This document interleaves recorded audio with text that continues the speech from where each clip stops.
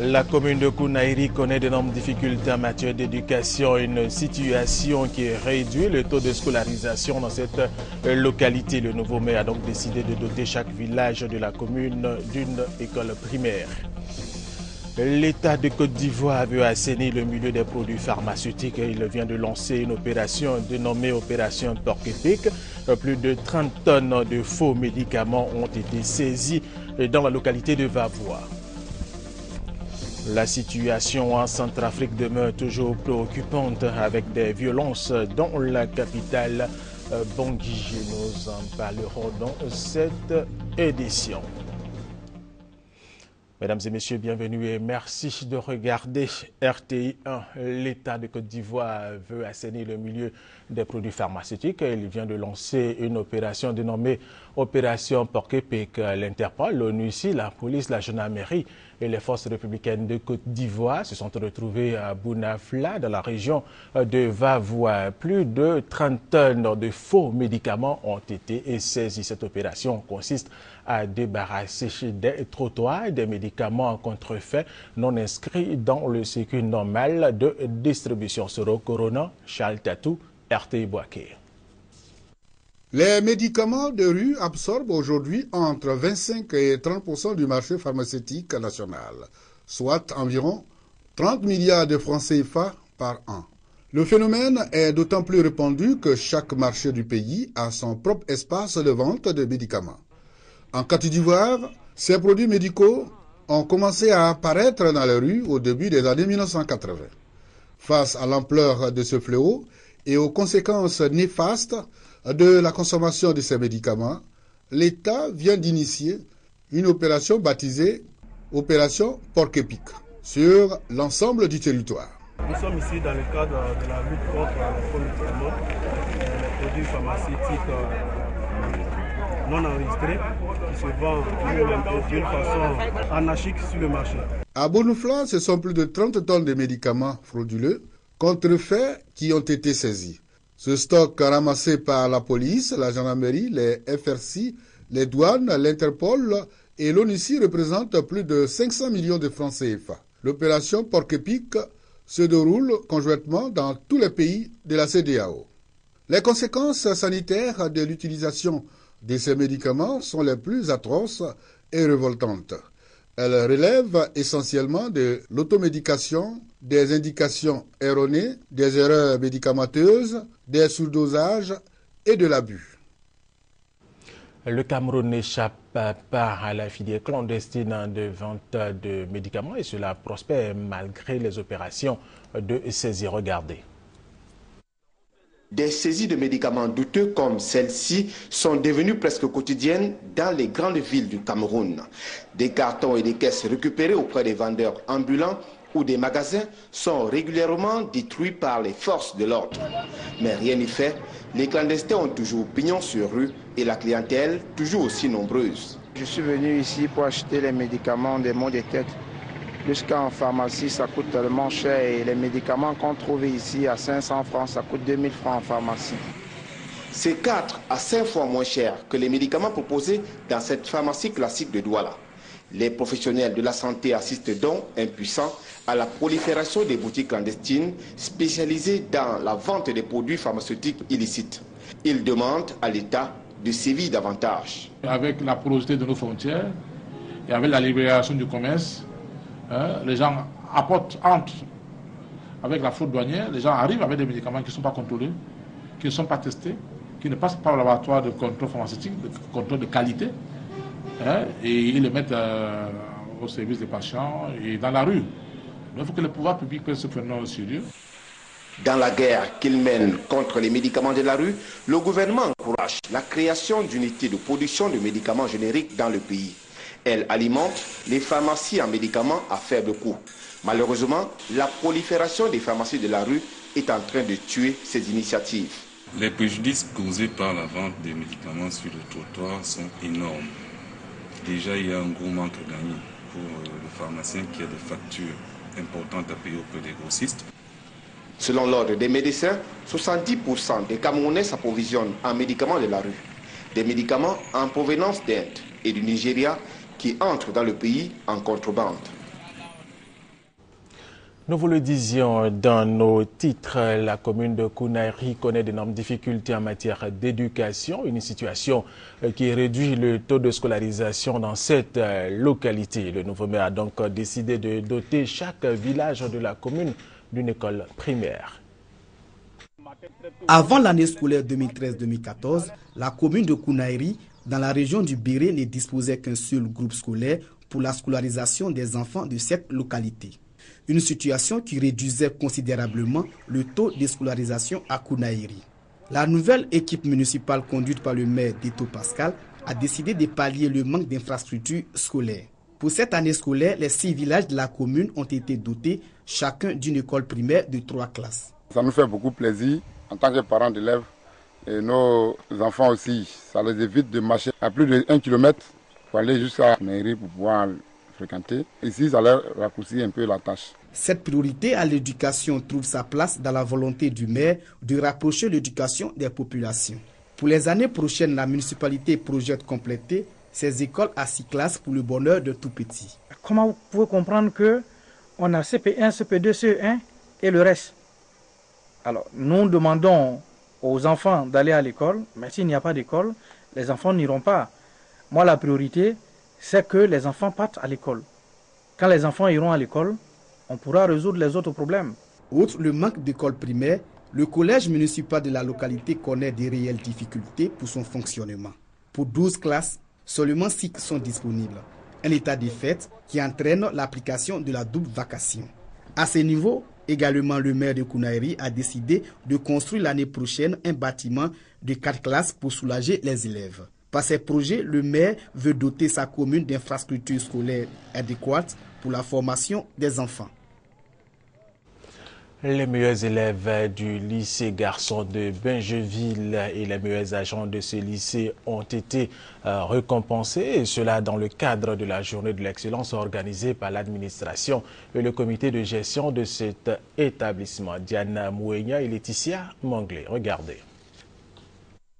74 élèves de la 6e à la terminale du lycée moderne garçon Yaleba Mémé de Bergerville ont été distingués et ont reçu des diplômes d'honneur lors d'une cérémonie d'excellence organisée ce vendredi. C'est comme une fierté, un sentiment incroyable. Aujourd'hui, de recevoir le fruit de mon travail. Je suis très satisfait. Cela prouve que mon travail depuis l'année scolaire a été récompensé. J'ai été très positivement marqué par la qualité des résultats académiques de ces enfants, par les résultats scolaires qui ont été énoncés tout à l'heure au moment de la remise des diplômes.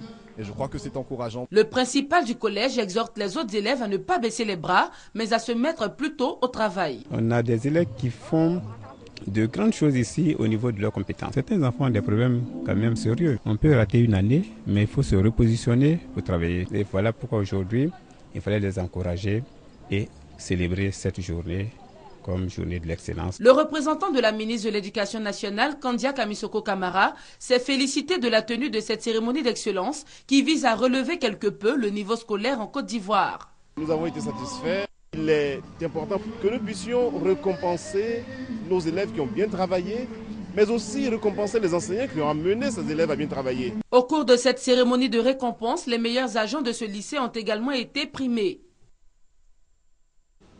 Restons toujours dans le domaine éducatif et dans le cadre de ces activités, l'antenne de la pédagogie et de la formation de Yamoussoukro a initié un concours de génie en herbe. Objectif, permettre aux enfants d'avoir une bonne culture afin d'affronter les nouveaux défis de l'école, notamment l'excellence. La finale a été remportée par l'EPP Fondation Chaltatou. Salubrité et zéro grossesse en milieu scolaire. 2 thèmes tenant à cœur à la ministre de l'Éducation nationale et de l'enseignement technique, Kandia Kamara, suscitent des initiatives au sein des différentes directions du dit ministère.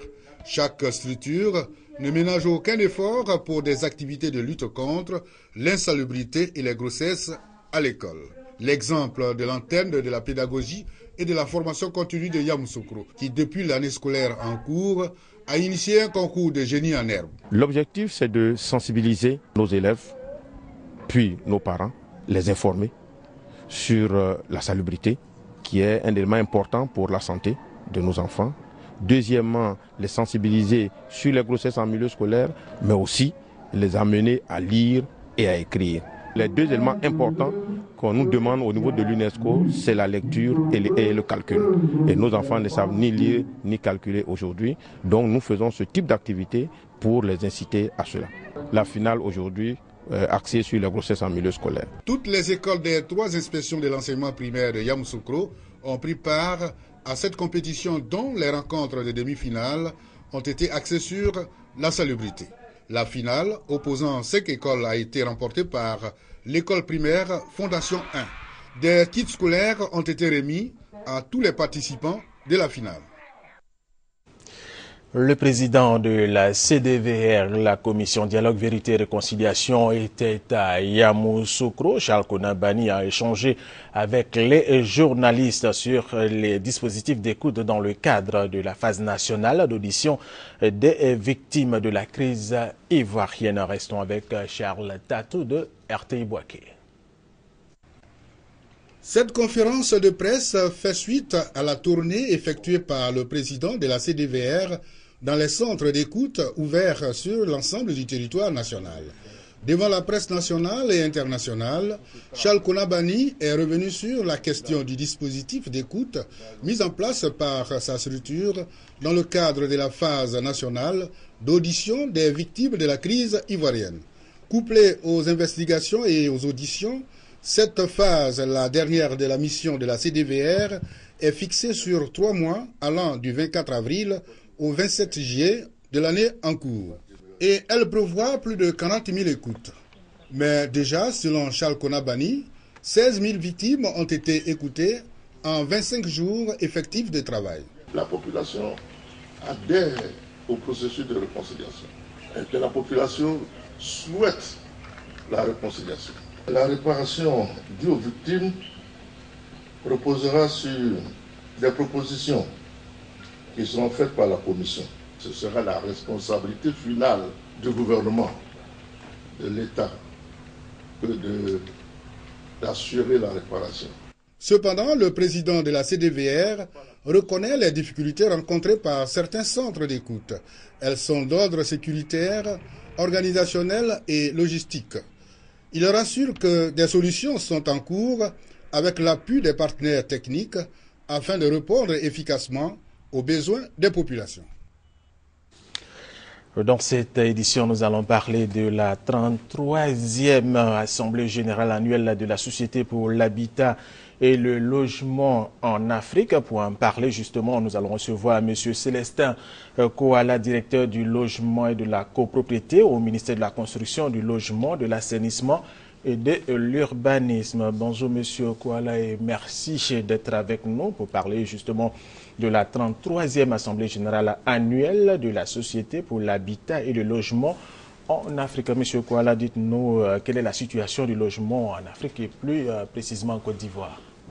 Alors je voudrais déjà vous saluer et dire bonjour aux téléspectateurs ivoiriens et dire que dans la plupart des villes africaines, la question du logement est quasiment la même. C'est-à-dire que c'est généralement des loyers qui sont chers parce qu'essentiellement, ces maisons sont construites, on va dire, par le système de l'autoconstruction. Donc la question des logements sociaux est aussi difficile au Mali, au Burkina, au Congo qu'en Côte d'Ivoire. Il est bon de rappeler que, par exemple, au Mali et au Burkina Faso, les différents États ont pris des initiatives dans le cadre des logements sociaux. C'est ce que nous-mêmes nous avons fait en Côte d'Ivoire avec le programme que le président de la République a lancé, le programme des 60 000 logements socio-économiques, et que le ministre Mamadou Sanogo dirige aujourd'hui. L'idée, c'est donc de permettre à nos promoteurs immobiliers que nous avons sélectionnés de réaliser ce programme de 60 000 logements afin de permettre aux Ivoiriens de disposer de logements de moins de 15 millions. Mieux, des logements même de 5 millions. Voilà. Donc, on va dire que c'est une situation qui est quasiment la même dans la plupart de nos pays. Et donc, nous sommes en train de trouver des solutions concrètes à la question du logement social pour permettre aux Ivoiriens de disposer de logements à moindre coût et de qualité. En tout cas, au niveau de la Côte d'Ivoire. Et cette assemblée générale a lieu du 1er au 8 à l'hôtel du Golfe. Nous sommes aujourd'hui lundi. Ça veut dire que vous avez déjà commencé. Alors, la première journée, de quoi s'est-il agi?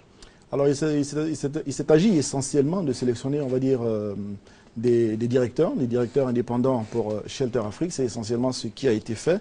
Mais il est bon de préciser que l'ouverture officielle de cette cérémonie aura lieu demain mardi, en présence de son Excellence M. Daniel Kablan Duncan, Premier ministre de la République de Côte d'Ivoire, et de M. Mamadou Sanogo, ministre de la Construction. Il est bon aussi de préciser que c'est quand même 400 délégués que nous attendons, dont 44 ministres qui doivent venir dans notre pays pour cette manifestation, pour cette Assemblée générale de Shelter Afrique, qui est une institution panafricaine de financement du logement. Cette Assemblée générale est la bienvenue, puisque nous-mêmes, nous sommes en train de réaliser le programme des logements sociaux aujourd'hui. Il y a quand même 71 chantiers qui sont ouverts simultanément sur l'ensemble de notre pays, sur l'ensemble du territoire national.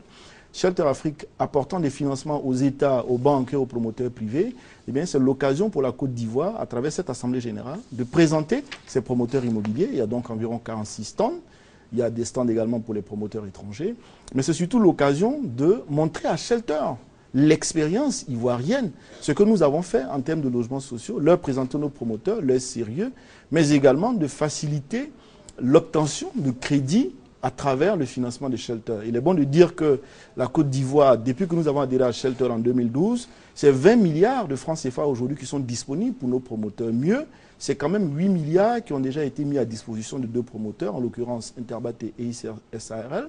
Donc c'est l'occasion pour les promoteurs ivoiriens de pouvoir bénéficier de financement, n'est-ce pas, pour réaliser l'ensemble des logements que nous sommes en train de faire. La Côte d'Ivoire va également présider à l'Assemblée générale de Shelter pendant 1 an, avant que notre ministre, le ministre de la Construction, ne passe le témoin au ministre zambien chargé du logement. Donc ces 44 pays sur l'ensemble du territoire viennent chez nous, on les accueille pour qu'ensemble on regarde la question du financement au moment même où le président de la République a lancé ce programme de logements sociaux. Et donc c'est une manifestation qui est ouverte au grand public, très importante. Et donc on invite tous les Ivoiriens à se rendre à l'hôtel du Golfe de maintenant jusqu'au 8 juin afin de mieux connaître Shelter, mais de pouvoir toucher du doigt, n'est-ce pas, cette opportunité de financement-là des programmes de logements sociaux que le président de la République a initié et que le ministre dirige actuellement. Alors nous espérons bien que les Ivoiriens vont participer à cette 33e Assemblée générale. Vous avez dit tout à l'heure, il y a 20 milliards et 8 milliards mis à la disposition de certains opérateurs. Alors la situation du logement, vous le savez très bien, M. Kouala, préoccupe l'ensemble des Ivoiriens. Les logements coûtent cher, au-delà des logements sociaux mis en place par le président de la République, et cela est en exécution, on peut le constater sur le terrain. Au-delà de ça, qu'est-ce que vous entendez faire pour que, non seulement au niveau de la Côte d'Ivoire, les Ivoiriens puissent se loger, et puis au niveau du continent africain? Je suis très très heureux que vous ayez réabordé la question des loyers chers. Il y a 2 choses essentielles que le ministère de la Construction va faire. Premièrement, dans les semaines qui viennent, nous allons faire passer une loi à l'Assemblée nationale sur le bail à usage d'habitation. L'objectif, c'est d'abord de fixer les cautions à 2 mois au maximum et les avances de loyer à 1 mois au maximum.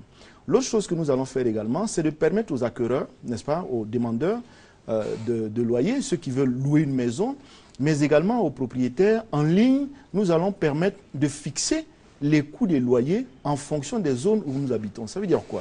Avant de signer un contrat de bail, par exemple, avec un promoteur, par le biais du ministère de la Construction, vous allez avoir, si vous voulez, en ligne, l'opportunité de savoir que dans tel quartier, dans tel secteur, dans telle zone, eh bien, les loyers dans un appartement ou dans une villa basse peuvent varier de telle fourchette à telle fourchette. Ça va permettre à tout le monde, et nous allons nous constituer, nous, ministère de la Construction, j'allais dire, entre griffes, en qualité d'arbitre, pour permettre quand même aux Ivoiriens d'avoir, si vous voulez, des loyers à coût raisonnable. Lorsque c'est un loyer de 100 000 francs par mois, qu'il ne soit pas fixé à 300 000 francs sans aucune espèce de critère, qu'il n'y ait pas de facteurs justificatifs, de critères objectifs qui permettent de justifier le coût du loyer fixé par le propriétaire. Ce travail-là va être fait et dans les semaines qui viennent, une loi va passer à l'Assemblée nationale pour permettre aux Ivoiriens de ne payer que 2 mois de caution, 1 mois de loyer et d'avoir une idée précise sur le coût du loyer en fonction du quartier où ils sont et de demander l'arbitrage de l'État de Côte d'Ivoire en cas d'excès. L'occasion sera également donnée aux propriétaires de revenir vers l'État pour dire « j'estime que mon loyer peut être fixé à tel prix », eh bien simplement parce que en fonction du quartier où je suis, en fonction des investissements que j'ai réalisés, en fonction du niveau d'équipement de l'appartement, de la villa, ou même du niveau de standing, du cadre de vie de ce quartier-là, eh bien, le loyer peut atteindre tel montant ou tel montant. Donc, c'est pour vous dire... Je vous assure que les Ivoiriens seront heureux. Alors, monsieur Kouala, les villes africaines grandissent de façon vertigineuse, mais cela se fait dans un désordre, il faut le dire, c'est un constat. La population va grandissante et puis cela crée l'insécurité, tout un défi à relever. je suis entièrement d'accord avec vous, mais je voudrais simplement préciser, rappeler aux Ivoiriens qu'il y a deux choses essentielles qui ont été faites par le ministère de la Construction sous l'égide de M. Mamadou Sanogo, l'actuel ministre de la Construction. Premièrement, nous sommes en train de doter toutes les villes de Côte d'Ivoire de schémas directeurs d'urbanisme et des plans d'urbanisme directeurs. Avec la coopération japonaise, le nouveau schéma directeur d'urbanisme de la ville d'Abidjan sera mis à disposition dans quelques mois. Les bureaux d'études ivoiriens d'urbanisme sont en train de réaliser les plans d'urbanisme de ces villes-là. Ça va nous permettre donc, si vous voulez, de faire une meilleure planification de ces villes. Mais au-delà de la planification, de façon concrète, vous parlez de l'étalement des villes. Si vous vous rendez aujourd'hui à Yopougon, où nous sommes en train de réaliser la cité Ado, vous allez vous rendre compte que sur les 2172 logements, c'est majoritairement des immeubles collectifs. C'est quand même 120 immeubles collectifs qui seront réalisés là-bas. Nous avons pris conscience de ce qu'il faut éviter l'étalement des villes parce que le foncier est cher, parce que le foncier est rare. Et donc, au niveau du ministère de la Construction, il y a ces actions-là qui sont menées également sur l'ensemble de 569 hectares. Que ce soit à Bassa, à Massongon et à Bergerville, l'essentiel de ces villes nouvelles se fera en hauteur. C'est pour dire que nous, on a conscience du fait que les villes africaines doivent être mieux planifiées. Et je puis dire que dans les autres pays, dans les autres capitales africaines également, la même chose est en train de prendre forme.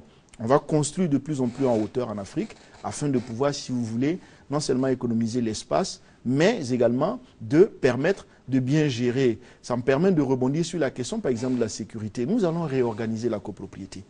Les aspects portant sur la sécurité dans nos quartiers relèvent en partie aussi de la copropriété.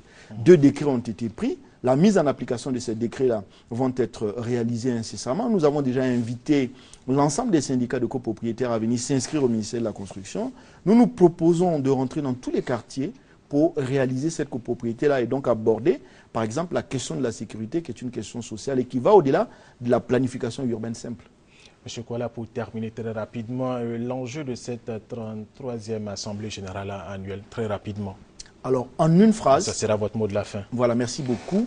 En une phrase, Shelter Afrique vient en Côte d'Ivoire. Nous accueillons l'Assemblée générale pour faire non seulement le point des activités de 2013, relancer les activités de 2014, permettre au ministre Mamadou Sanogo de présider l'Assemblée générale pendant 1 an, mais surtout dire aux promoteurs ivoiriens, dire aux Ivoiriens qu'il y a quand même 20 milliards de shelters qui seront mis à disposition pour nos promoteurs pour que nos chantiers puissent accélérer, pour que nos chantiers puissent, si vous voulez, devenir une réalité dans les mois qui viennent. Donc inviter les Ivoiriens à venir également visiter les stands, mais dire surtout que si la Côte d'Ivoire aujourd'hui est actionnaire à Shelter, eh bien, il y a un bénéfice. Il y a un bénéfice en retour.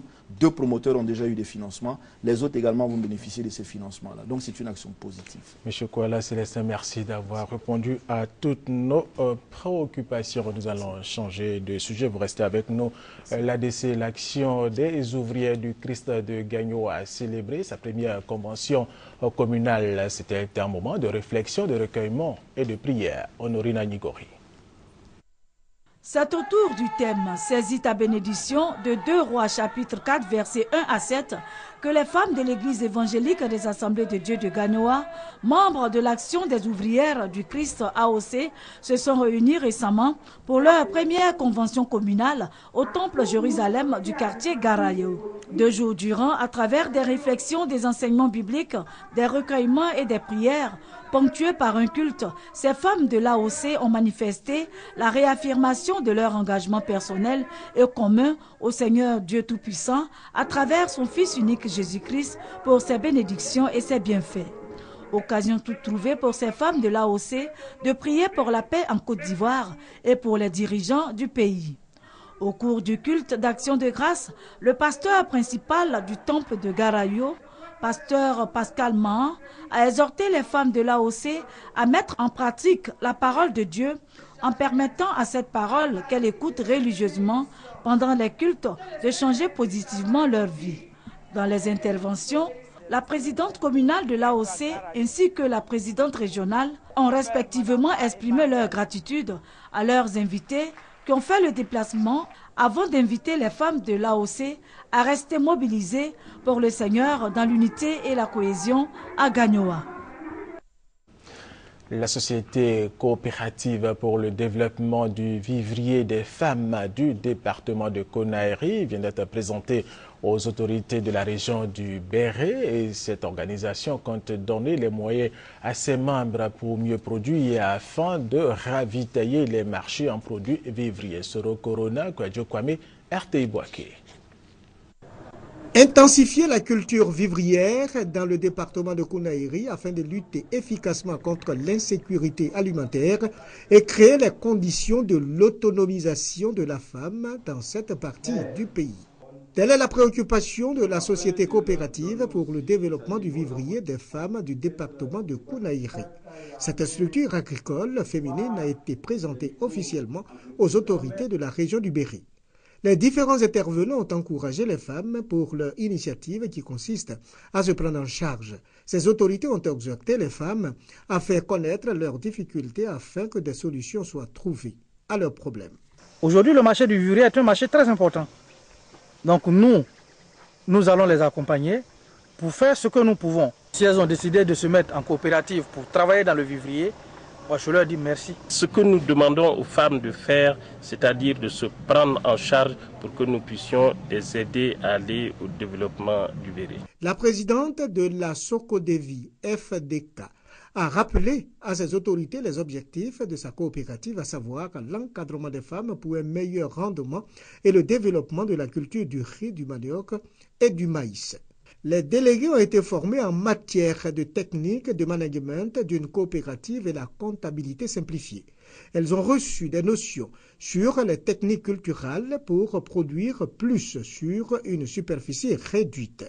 Les meilleures productrices du département de Kounaïri ont été primées. Cette coopérative compte plus de 1000 femmes. Autre information, l'organisation non gouvernementale Bouikalo distingue les femmes leaders dans le secteur d'activité. Cette organisation non gouvernementale veut ainsi les encourager à poursuivre leurs efforts pour un leadership féminin fort en Côte d'Ivoire. Serge Kolia. La nuit des dames d'honneur de Port-Boué a été l'occasion pour l'ONG Bouikalo, structure initiatrice de cette soirée, de récompenser 10 dames. Ce sont des présidentes d'ONG, d'associations ou des femmes leaders qui, par leurs actions au quotidien, contribuent au développement et à la lutte contre la pauvreté. Pour Frédéric Bouikalo, président de l'ONG et initiateur de cette soirée dédiée aux femmes, il s'agit par cette célébration de sensibiliser les femmes au leadership féminin tout en les orientant vers les fonds sociaux initiés par la mairie de Port-Boué. Un autre objectif est de motiver les femmes à l'entrepreneuriat. En outre, l'ONG Bouikalo entend soutenir les femmes victimes de violences basées sur le genre. Ainsi, sur la trentaine de présidentes nominées, les 10 lauréates sont issus des secteurs de la promotion de la santé, de la mère et de l'enfant, du commerce, de l'éducation, de la protection de l'environnement, du social, du vivrier et de la lutte contre le VIH-Sida et les autres pandémies. Le prix spécial Hortense Akangui des Dames d'honneur est revenu au Centre Espoir d'Aguifou, spécialisé dans la prise en charge des personnes vivant avec le VIH-Sida et les enfants rendus vulnérables du fait du sida. Hors de la Côte d'Ivoire, le Nigeria a connu un nouvel attentat sanglant hier dimanche. L'explosion d'une bombe dans un stade de football à Mobi, dans l'état d'Adamawa, à la frontière avec le Cameroun, a fait au moins 40 morts. Et puis au moins 41 personnes ont péri dans des affrontements au Soudan entre deux clans d'une tribu du Kordofan Ouest se disputant la propriété de terres recelant du pétrole. Autre information brève sur le continent africain et commençons par la Centrafrique où se poursuivent les violences dans ce pays, surtout dans la capitale, Bangui. Regardez. En Centrafrique, Bangui, la capitale, reste paralysée. Des barricades sont érigées dans plusieurs quartiers. Les véhicules se font rares. Même si ces multiples appels à la retenue ne semblent pas avoir d'impact sur les violences, la présidente de la transition, Catherine Samba-Panza, s'est de nouveau adressée aux Centrafricains à la télévision. Je l'ai dit et répété. Ce n'est pas en cultivant la haine et l'esprit de vengeance que nous allons sortir de la crise actuelle qui a des racines profondes dans l'histoire de notre pays. Catherine Samba-Panza appelle aussi au désarmement du quartier musulman PK5 de Bangui. C'est la première fois qu'il s'exprime depuis sa démission. L'ancien ministre malien de la Défense, Soumeylou Boubèye Maïga, a profité d'un forum organisé par les femmes de son mouvement politique pour donner sa version des faits. Soumeylou Boubèye Maïga ne veut pas être tenu pour seul responsable de la récente débâcle de l'armée malienne contre des groupes armés rebelles à Kidal. Il demande la création d'une commission d'enquête parlementaire. Je serai prêt à aller témoigner devant la commission, à mettre à sa disposition toutes les communications, tous les SMS qui ont été échangés entre les gens et ceux qui sont sur le terrain. En ce moment, ils verront bien qui a échangé avec qui, qui a dit quoi. Soumeylou Boubèye Maïga a démissionné le 27 mai pour être remplacé par Bandao, un officier à la retraite. Et c'est la fin de cette édition. Merci de l'avoir suivi. Restez avec nous sur RTI 1.